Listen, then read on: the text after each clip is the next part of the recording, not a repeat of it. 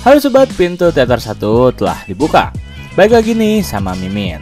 Kali ini Mimin akan ngebahas salah satu film mengesankan dan terbaik di masanya. Film ini berjudul Ocean's 11, menceritakan tentang seorang pencuri setelah keluar dari penjara yang tak ada kapoknya.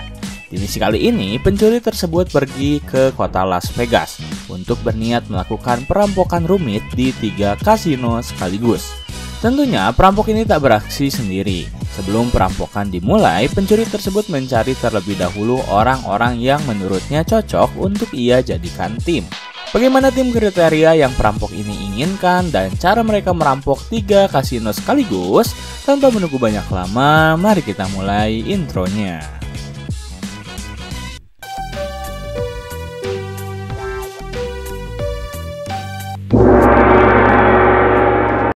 Sini mulai dengan menampilkan seorang napi yang bernama Danny.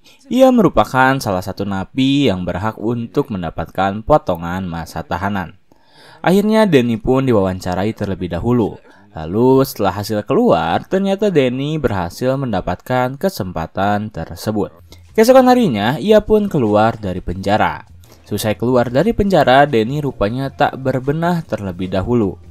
Ia justru langsung pergi ke sebuah kasino untuk bermain. Tetapi saat Danny sedang dilayani, Danny ternyata tahu bahwa bandar yang ia hadapi adalah rekannya yang bernama Frank. Ia pun langsung menyapanya, namun Frank ternyata pura-pura tak mengenali Danny. Ia mengatakan jika dirinya bernama Raymond, bukan Frank. Tetapi Danny tak sembarangan begitu saja. Ia sangat amat betul paham siapa itu Frank. Karena tak bisa berbohong, akhirnya Frank mengajak Danny pergi ke suatu tempat. Di sana ia berbincang bahwa dirinya berusaha menyamarkan diri agar bisa mendapat pekerjaan. Lalu mereka berbincang kembali tentang bisnis yang akan Danny lakukan kembali. Kemudian scene berpindah pada seorang pemain profesional permainan kartu.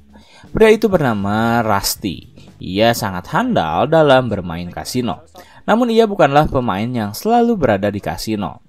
Rusty lebih memilih untuk bermain bersama orang-orang yang memiliki hasrat untuk menjadi kaya, yang tentunya akan ia perdaya sehingga Rusty berhasil memenangkan permainan lebih mudah. Saat Rusty berhasil memenangkan pertandingan, ia keluar terlebih dahulu untuk menghirup udara segar. Rusty pergi ke bar dan meminum segelas alkohol. Barulah setelah otaknya kembali fresh, ia kembali ke meja dan tiba-tiba bertemu dengan Danny yang telah siap di meja kasino. Merasa ada orang baru di sana, Rusty tertarik. Mereka pun mulai bermain, di mana Danny sebagai anak baru sangat berani memasang modal sebesar $500.000. Hal itu membuat Rusty benar-benar terkejut. Saat mereka bermain, Rusty terlihat sangat optimis akan berhasil mendapatkan uang itu. Tetapi rupanya Danny yang seorang pencuri lebih jago daripada Rusty. Akhirnya permainan dimenangkan oleh Danny dan mereka pun kini mulai berkenalan. Selesai permainan, mereka pergi ke sebuah bar. Sesampainya di sana, Danny langsung mengatakan jika ia mempunyai rencana yang sangat besar dan membutuhkan beberapa kru untuk melakukan hal itu. Danny kembali menjelaskan bahwa ia akan melakukan rencana tersebut di Las Vegas. Yang tentunya hal tersebut sudah Rusty ketahui kemana arahnya. Akhirnya mereka berpindah tempat. Di tempat yang baru, Danny memperlihatkan sebuah map biru yang menampilkan blueprint dari sebuah brankas kasino. Kemudian Danny kembali menjelaskan bahwa jika mereka berhasil merampok ketiga kasino tersebut, maka mereka akan memiliki dana yang sangat banyak. Perampokan akan lebih mudah karena pemilik kasino bernama Benedict yang akan mereka rampok memiliki banyak musuh. Dan keesokan harinya, mereka berdua memutuskan untuk pergi menemui salah satu musuh bebuyutan dari Benedict. Sesampainya di sana, musuh bebuyutan Benedict menjelaskan beberapa keamanan yang telah Benedict pasang di kasino miliknya. Lalu ia juga memberitahu tentang 3 perampokan paling sukses yang pernah merampok kasino Benedict. Dari ketiga perampok tersebut, tak ada yang berhasil keluar dari kasino hingga ia selamat. Karena yang paling terakhir, meskipun ia berhasil keluar, perampok itu ditembak mati oleh para polisi. Musuh bebuyutan Benedict hanya memperingati Danny dan Rusty untuk memikirkan kembali rencananya matang-matang. Karena jika mereka memang benar-benar akan merampok kasino milik Benedict, maka mereka harus siap untuk menerima konsekuensinya, yaitu kematian. Danny hanya tersenyum, lalu mereka mulai mencari kru yang akan menjadi partner mereka. Frank telah menjadi salah satu dari tim. Kemudian terdapat Malloy, bersaudara yang akan bertugas sebagai supir. Di bidang elektronik terdapat seorang pria bernama Livingstone yang bisa diandalkan. Lalu di bagian pemegang ledakan adalah Besser. Saat Rusty merekrutnya, Besser saat itu tertangkap oleh polisi karena ia telah meledakkan sebuah brankas bank bersama rekan-rekannya. Beruntung Besser berhasil dibebaskan terlebih dahulu. Setelah Rusty berpura-pura menjadi petugas kepolisian, Rusty lalu membawanya pergi. Dan yang terakhir adalah Saul, seorang pria lansia yang pengalamannya cukup mereka butuhkan. Pada awal perekrutan, Rusty mengatakan jika Saul memutuskan untuk pensiun karena memiliki riwayat penyakit. Tetapi setelah Rusty menghampiri di sebuah pacuan kuda, Saul akhirnya mau bergabung bersama tim dengan tawaran upah yang sangat besar. Ketika tim telah berjumlah 10 orang, Danny merasa mereka perlu satu orang lagi sebagai pemegang eksekusi. Danny pun berpikir dan berdiskusi dengan Rusty yang saat itu terlihat lelah. Setelah cukup lama berpikir, Danny akhirnya memiliki ide. Pada keesokan harinya, scene memperlihatkan seorang pria berkacamata sedang terlihat menyopet seseorang. Ia lalu keluar dari kereta dan diikuti oleh Danny. Saat mereka bertemu, pria berkacamata tersebut tiba-tiba menemukan sebuah kartu yang ternyata berasal dari Danny. Di kartu nama itu tertera nama dari Danny serta tempat yang akan menjadi pertemuan mereka. Akhirnya, ia bertemu dengan pria bernama Linus. Tanpa percakapan yang panjang, Danny hanya menyodorkan tiket pesawat untuk Linus sebagai tawaran pekerjaan untuknya. Danny bahkan mengatakan, ambil atau kau pulang. Dengan trik tersebut, Danny berhasil meyakinkan Linus jika ia sangat dibutuhkan di pekerjaan itu. Akhirnya tim telah berhasil dikumpulkan. Total terdapat 11 orang pria setelah penambahan seorang pria Cina bernama Yen. Mereka siap untuk merampok 3 kasino sekaligus di Las Vegas. Kemudian Danny pun segera mempertemukan 11 orang yang telah terbentuk menjadi tim di sebuah rumah milik musuh dari Benedict. Di sana mereka benar-benar dijamu secara spesial. Danny ingin timnya bahagia terlebih dahulu, agar mereka bisa lebih fokus ke pekerjaan mereka selanjutnya. Barulah setelah itu Danny mulai menjelaskan rencana yang telah ia buat. Danny ingin merampok 3 kasino sekaligus yang bernama Bellagio, MGM, dan Mirage. Ketiga kasino tersebut adalah kasino yang paling menguntungkan sekota Las Vegas. Berlanjut, Danny menjelaskan tentang keamanan. Ya, kasino yang paling menguntungkan tak semudah itu untuk mereka rampok. Digadang-gadang, ketiga kasino tersebut memiliki ruang keamanan brankas setara dengan brankas penyimpanan nuklir. Tentunya dengan penjagaan seketat itu, uang sebesar 150 juta dolar yang berada di dalam brankas akan setara dengan perjuangan mereka. Danny bahkan menyuruh timnya untuk membagi rata kepada 11 orang dan menyuruhnya untuk menghitung sendiri. Semua orang tergiur dengan uang sebanyak itu. Kemudian rencana berlanjut ke pemetaan. Rencana pertama, Danny ingin timnya melakukan pemindaian terlebih dahulu di semua kasino. Dimulai dari rotasi bandar hingga ke jalur kereta uang tunai yang akan disimpan di brankas. Setelah itu, listrik pada malam pertandingan, Danny ingin Besser menggelapkan seluruh kota Las Vegas. Hal itu sangat mudah untuk Besser lakukan. Dan yang terakhir adalah keamanan. Para tim pun langsung bergegas berusaha untuk menyusupi sistem keamanan. Dijalankan oleh Livingstone menggunakan remote dan disusupi oleh rekan-rekannya yang berhasil mengecoh para keamanan di kasino. Setelah semua persiapan di kasino selesai, mereka langsung membangun sebuah replika yang sama persis dengan brankas Bellagio. Gunanya untuk mengecoh Benedict yang selalu memantau pergerakan kamera di kasino miliknya.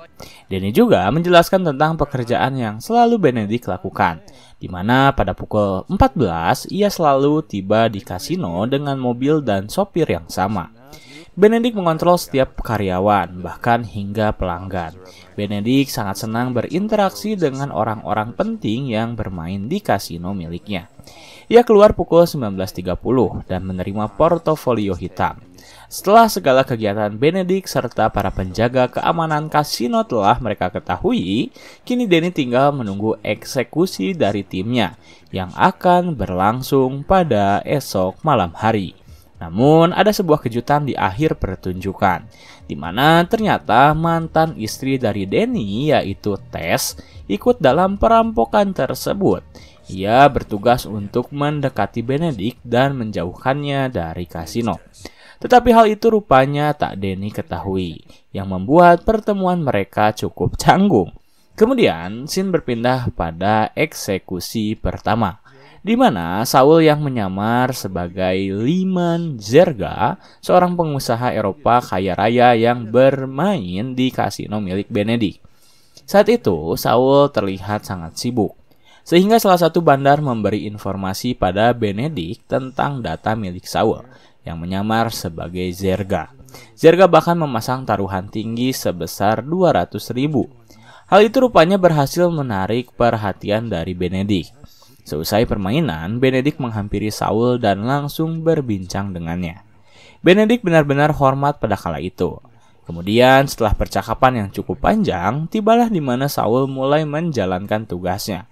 Ia memberitahu pada Benedict bahwa dirinya memiliki sebuah koper yang berisi sangat berharga, dan ia ingin menitipkan koper tersebut pada sebuah berangkas. Mendengar hal tersebut, Benedict langsung menawarkan berangkasnya. Setelah mengurus segala hal mengenai Saul, Benedict lalu meninggalkannya dan langsung menghampiri Tess yang saat itu sedang berbicara dengan mantan suaminya, Danny. Danny yang melihat keberadaan Benedict dengan cepat menyingkir dari kursi dan langsung berpamitan pada Tess. Kemudian scene berpindah pada tim Danny yang kembali membahas tentang rencana. Besar yang belum beraksi mulai menemukan pekerjaannya. Ia diminta untuk mempersiapkan alat peledak, sementara Yen berlatih untuk masuk ke dalam berangkas dan sebisa mungkin melompat tanpa menyentuh lantai. Karena menurut informasi, jika sehelai rambut menyentuh lantai berangkas milik Benedict, maka sensor akan langsung menyala, dan para petugas dengan cepat mendatanginya. Tak ingin usahanya gagal, Danny sang perampok ulung benar-benar memperhatikan setiap detail dari rencananya. Bahkan, ia dan rekan timnya mencoba untuk mencari waktu yang tepat untuk kabur saat di mana mereka akan dikejar oleh para petugas. Kemudian, scene berpindah pada saat di mana penyamaran kedua berlanjut. Setelah Saul yang menyamar sebagai pebisnis Eropa, kini Linus yang menyamar sebagai seorang yang berasal dari Komite Perjudian Nasional. Ia terlebih dahulu berlatih bagaimana cara berbicara, agar tak terlihat berbohong di hadapan Benedict. Saat Linus masih dalam tahap pembelajaran, Saul justru sedang melanjutkan penyamarannya, di mana pada hari itu ia kembali bertemu dengan Benedict yang menjanjikan akan menyimpan koper milik Saul di berangkasnya. Dengan beberapa tahap pemeriksaan, akhirnya Benedict setuju untuk menyimpan koper miliknya di berangkas selama 45 jam. Ketika Benedict sedang berbicara dengan Saul, salah satu anak buah Benedict tiba-tiba menghampirinya dan mengatakan jika Danny masih terlihat di dalam kasino. Mendengar nama Danny, Benedict langsung meminta anak buahnya untuk menjaga dan mengawasi pergerakan dari Danny, karena ia tak ingin Ocean merampok di kasino miliknya. Hal itu rupanya terdengar oleh Saul, yang langsung memberi informasi tersebut pada Danny. Sementara itu di satu sisi, setelah kita tak melihat pergerakan dari Malloy bersaudara dan Yen, akhirnya mereka berdua bekerja. Malloy bersaudara bertugas sebagai pengantar berangkas yang telah diisi oleh Yen. Sebelum mereka menjalankan tugas, Rusty terlebih dahulu meyakinkan bahwa Yen baik-baik saja di dalam. Dan setelah itu barulah mereka berdua masuk ke dalam kasino, di mana saat itu Linus telah menyamar dan mendekati Benedict untuk berbincang selama 2 menit dengan tujuan untuk mengalihkan perhatiannya.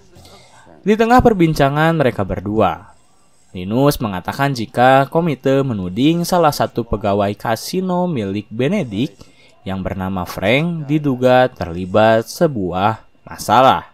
Mereka pun langsung menghampiri Frank yang telah bekerja sama dengan Linus. Di sana Frank pun langsung diinterogasi terkait kejahatan yang ia lakukan. Setelah diinterogasi cukup lama, akhirnya Linus pun memutuskan untuk membawa Frank pergi. Ketika teman-temannya telah bekerja dengan baik dan koper mereka telah tiba di brankas milik Benedict, Danny telah siap di posisinya bersama orang-orang yang telah ia sewa. Akhirnya saat Benedict telah pergi dari kasino untuk menonton pertandingan tinju bersama Tess, Danny mulai melancarkan aksinya. Begitu pula dengan Saul yang berpura-pura tersedak sehingga ia bisa menarik perhatian dari penjaga kasino. Dengan begitu, Danny bisa menyelinap masuk ke dalam lift dan langsung masuk ke daerah brankas. Ketika Saul tiba-tiba tak sadarkan diri, para penjaga kasino langsung menghubungi dokter yang ternyata adalah Rusty yang menyamar. Rusty berpura-pura memberi pertolongan pertama pada Saul. Dan setelah cukup lama ia melakukan pertolongan pertama, Rusty mengatakan pada para penjaga jika nyawa Saul tak bisa tertolong. Kemudian scene berpindah pada Danny dan Linus yang telah berada di daerah dekat brankas, di mana mereka telah berada di sekitar laser sensor milik brankas Benedict. Setelah merasa siap, Danny langsung menginformasikan pada Besser yang langsung mematikan seluruh listrik kota Las Vegas menggunakan bahan peledak miliknya. Sontak, seluruh kota langsung mati lampu dan Danny bersama Linus langsung terjun bebas menuju brankas. Ketika lampu kembali menyala, sensor otomatis kembali berfungsi. Sementara itu di tempat pertandingan tinju, terjadi kekacauan yang mengakibatkan Danny memutuskan untuk membawa Tess keluar dan kembali ke kasino. Di dalam kasino, Danny dan Linus yang telah berada di sekitaran brankas melihat keberadaan dua penjaga. Kemudian Danny melemparkan sebuah bom asap yang langsung membuat kedua petugas tersebut tak sadarkan diri. Barulah setelah itu, mereka berdua menunggu aksi dari Yen yang akan menancapkan sebuah bom di pintu belakang brankas. Di kejauhan, Livingstone dan Frank saling bertaruh. Frank menyimpan $10 dengan taruhan bahwa Yen akan jatuh dari brankasnya. Namun ternyata Frank kalah. Yen berhasil tepat berada di atas brankas meskipun ia sempat hampir terjatuh. Kemudian Yen merangkak ke atas pintu brankas dan menancapkan bom yang telah ia pasangkan. Lalu Yen mengetuk sebagai tanda jika bom telah siap. Namun saat Yen akan kembali ke posisinya, tangan ia tersangkut yang membuat Livingstone ketakutan karena Danny akan segera mengaktifkan bom. Ia sempat meminta Danny untuk tak menekan tombol bom, tetapi usahanya gagal. Danny tak mendengarkan permintaannya. Hingga akhirnya Danny menekan tombol bom yang telah berada di genggamannya. Namun saat Danny menekan, beruntung bom tak meledak dikarenakan alat peledak tak berfungsi. Danny pun bertukar alat dengan Linus, dan akhirnya bom berhasil meledak bersamaan dengan Yen yang berhasil menyelamatkan tangannya. Akhirnya $150 juta terpampang dengan jelas di hadapan mereka. Setelah itu, Danny dan Linus segera memindahkan uang yang berada di brankas. Saat uang telah dipindahkan, Rusty langsung menelpon Benedict yang baru tiba di kasino. Ia lalu meminta Benedict untuk memeriksa brankas miliknya. Mendengar hal itu, sontak Benedict langsung pergi ke ruang keamanan dan meminta pegawainya untuk melihat ke arah monitor. Namun tak ada tanda-tanda perubahan, semua normal. Kemudian Rusty meminta Benedict untuk kembali melihat monitor. Dan akhirnya terlihat, brankas Bellagio terpampang dengan jelas sedang dirampok. Saat Benedict terkejut, banknya bisa dirampok, Rusty langsung mengadakan negosiasi. Uang sejumlah $150 juta akan dibagi. 80 juta akan perampok bawa, sementara sisanya akan disimpan di dalam brankas. Jika Benedict menolak, maka para perampok akan meledakkan semua tumpukan uang tersebut. Tak ingin brankasnya rugi sekaligus, akhirnya Benedict menerima tawaran yang Rusty berikan padanya. Selang beberapa lama mereka langsung membawa uang sebanyak 80 juta dolar menuju bandara. Namun Danny dan Linus tak ikut bersama para kru yang bertugas. Danny justru kembali ke tempat di mana ia berada, yaitu di sebuah ruangan khusus penyiksaan kasino. Di sana Danny berpura-pura disiksa oleh keamanan kasino. Kesal kasinonya berhasil dirampok, Benedict justru melimpahkan seluruh kesalahan pada Danny dengan dasar Danny adalah seorang perampok yang baru saja keluar dari penjara dengan muka penuh luka. Danny bersumpah jika ia bukanlah pelakunya. Tetapi karena Benedict memiliki jangkauan yang sangat luas, Danny akhirnya tertangkap dan dijebloskan ke dalam penjara. Danny pun hanya pasrah saat ia dibawa oleh para polisi yang tak berhasil menemukan para perampok. Kemudian scene berpindah pada 6 bulan kemudian, di mana Danny akhirnya berhasil keluar dari penjara. Rusty telah menunggunya di luar dan langsung menjemputnya. Lalu setelah Danny berhasil keluar, Rusty mempersembahkan seluruh hasil yang telah mereka kumpulkan semasa mereka merampok kasino. Barulah Danny bisa menikmati jerih payahnya dengan tes yang kembali ke pelukannya. Tamat.